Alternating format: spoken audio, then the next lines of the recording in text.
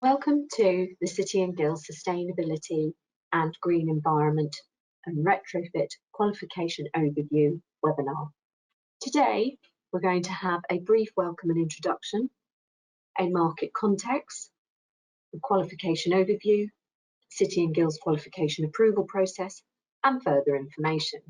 My name is Naz Lewis-Humphrey, and I'm the Industry Manager for Construction here at City and Guilds.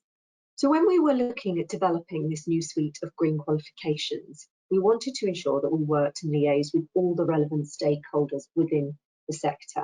And we wanted to ensure that we addressed all the key areas whilst working with the current housing and construction stakeholders. These included housing developers, contractors, subcontractors, local government and planning departments, housing associations, sector skills councils like CLC, Construction Leadership Council, and green and sustainability subject experts.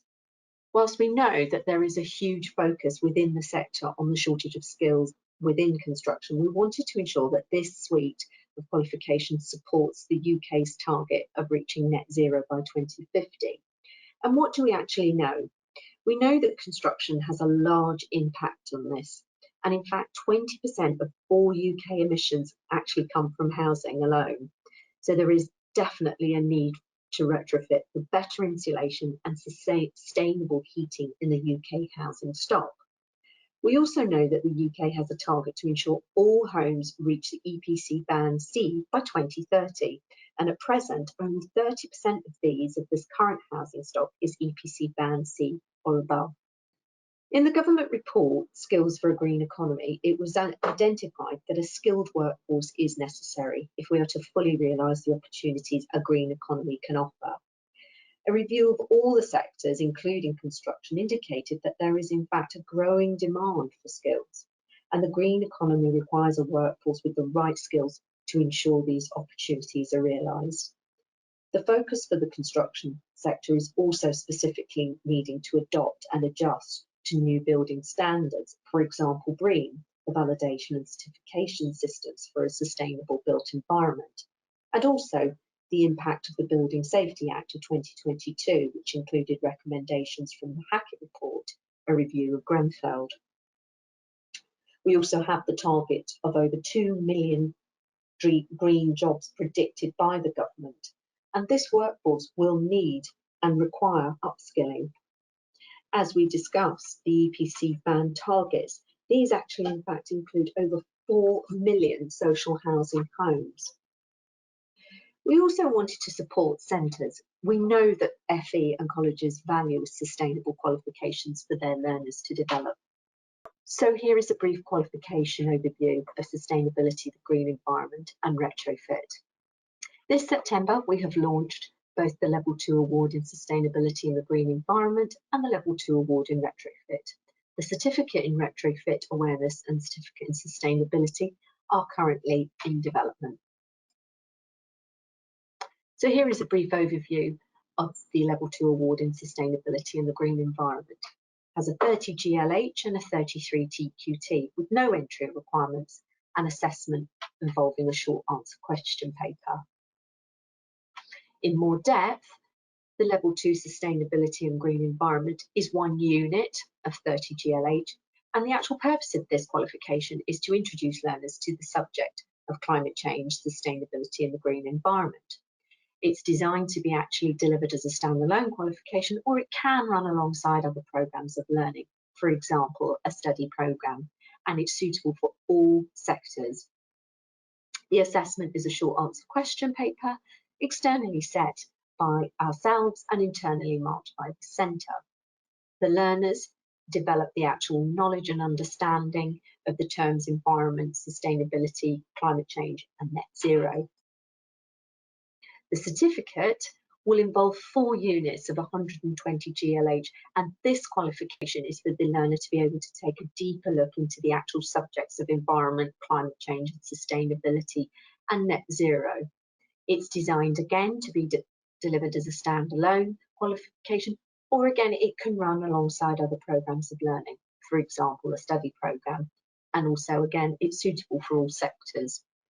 The assessment will involve assignments, which are externally set by ourselves and marked by the centre. Learners will develop the knowledge and understanding of terms of environment, sustainability, climate change and net zero. So here's a brief overview of the Level 2 award in retrofit. Again, a 30 GLH and a 33 TQT. There will be no entry requirements and assessment is a short answer question paper. In more depth, the 30 GLH involves one unit and the actual purpose of this qualification is to raise the awareness of retrofit within the sector and whilst also focusing on PAS 2035. It is designed to be delivered as a standalone qualification again and run, or it can run alongside other programs of learning. The assessment is a short answer test, again externally set by ourselves and internally marked by the centre. Learning outcomes, the learner will be introduced to the scope and the opportunities offered within construction and for those that actually work within retrofit, and they can develop that knowledge of the roles involved in retrofit and retrofit in the actual practice. The Level 2 certificate, again, will be a much more deeper look into retrofit. This will involve 3 units with a total 120 GLH.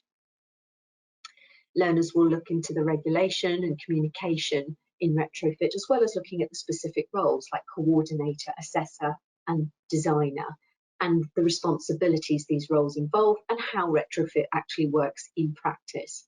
It's designed to be, again, a standalone qualification, or it can run alongside other programs of learning. Assessment will involve assignments, which are scenario-based, and these are externally set by ourselves and internally marked by the centre.